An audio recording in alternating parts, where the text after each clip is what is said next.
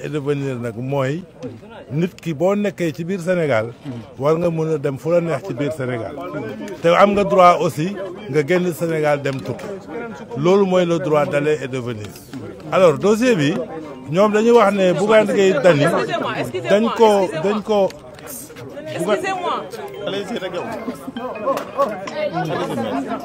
dañu wax ne Bougane Gueye Dany dañ ko arrêté parce que président de la République mu ngi woon Bakel moom bi ñu ko arrêté sax taxaw na mais yéen xam ngeen ne Sénégal c'est pas parce que président de la République mu ngi dem fenn que ñun citoyens yi amuñu droit circuler. Donc loolu bon on l'a plaidé, on l'a expliqué au juge, on lui a rappelé que le Sénégal est un pays démocratique, n'est-ce pas? Et que le juge c'est lui-même qui doit garantir aux citoyens la liberté d'aller et de venir. Donc vraiment procès bi, je pense que le Sénégal a intérêt à ce que ñu bàyyi Bougane Gueye Dany.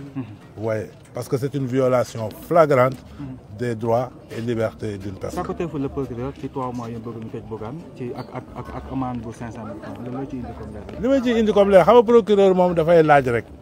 C'est une partie au procès.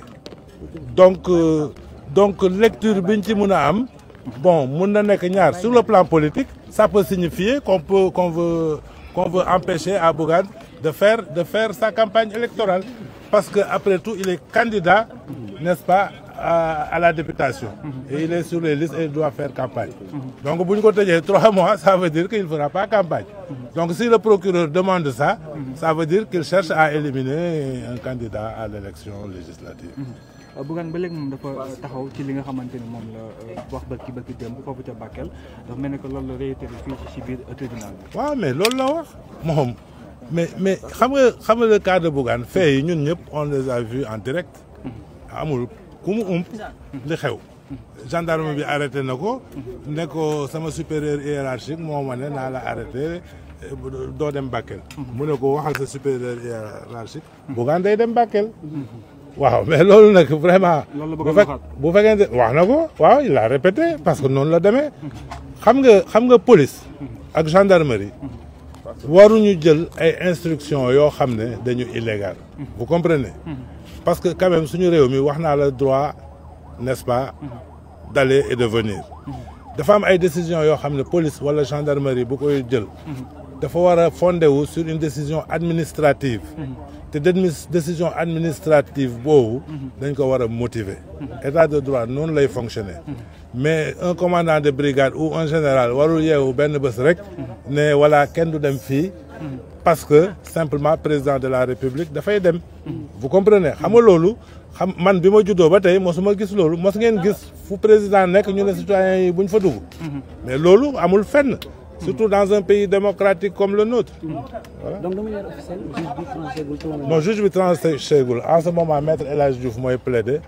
Après ce sera maître Amadou Sall. Donc ñoom xam naa bu ñu paree dinañ mën a kii dinañu leen gën a mën a. Loolu xawma ci dara. loolu waaw moo tax ñu ñëw fii. Résumé en français. Bon, comme je dis, on est dans un pays démocratique. J'ai dit une fois que dans un pays démocratique, on doit créer un équilibre. Un équilibre entre l'autorité et la liberté. Mais chaque fois, l'équilibre doit être favorable à la liberté. Loolu mooy démocratie. Maintenant, comment organiser cet équilibre? Il faudrait que les décisions que la police prend, n'est-ce pas, soient sous-tendues par une décision administrative motivée.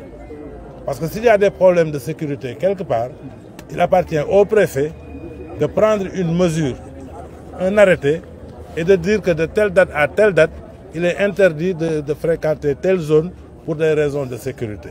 Et cette décision, elle doit être publiée pour qu'elle puisse être opposable aux citoyens sénégalais.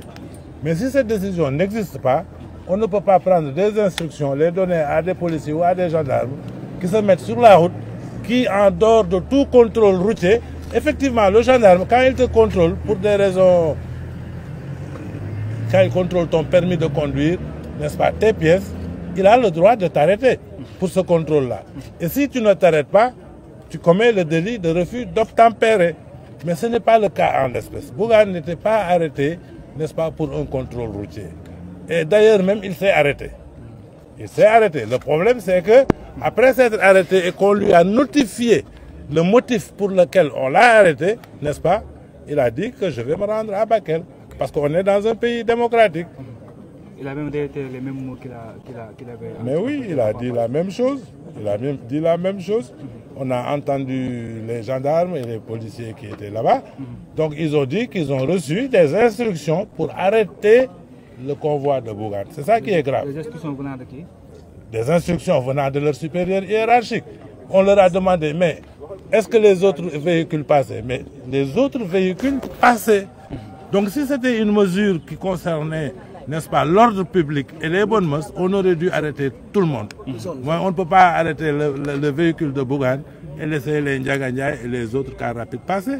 Ça, c'est de l'injustice. Donc vous espérez sa libération de nous. Mais c'est pour ça que nous sommes là. Aujourd'hui, je ne peux pas le dire parce que c'est le juge qui va décider s'il va rendre sa décision aujourd'hui ou s'il va mettre l'affaire en délibéré. Merci beaucoup. Merci beaucoup.